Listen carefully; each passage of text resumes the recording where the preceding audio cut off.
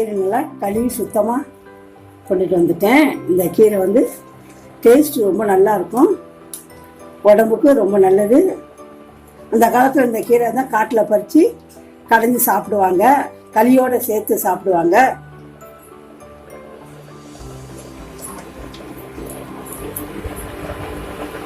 கீரை வேகட்டும், மூடி வச்சிடலாம்.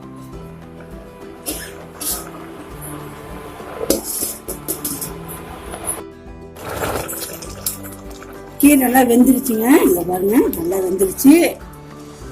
இதை எடுத்து கடைஞ்சிட்டு தாளிச்சுக்கலாம். இந்த கீரை எடுத்துக்கலாம். கல்லுப்பு சேர்த்துட்டேன், இங்க பாருங்க. இதை போட்டு கடைய வேண்டியதான்.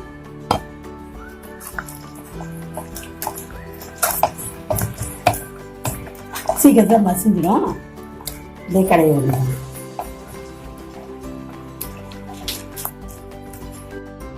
தாளிப்புக்கு பாத்திரத்தை வச்சாச்சுங்க, எண்ணெய் ஊற்றிக்கலாம் தாளிக்கிறதுக்கு.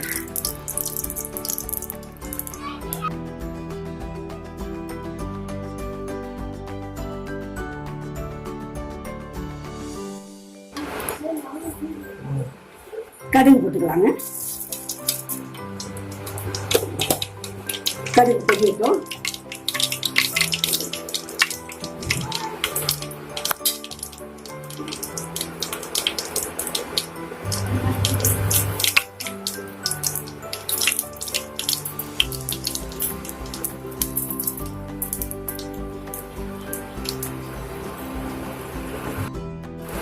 கடுகு பொரிஞ்சிருச்சு.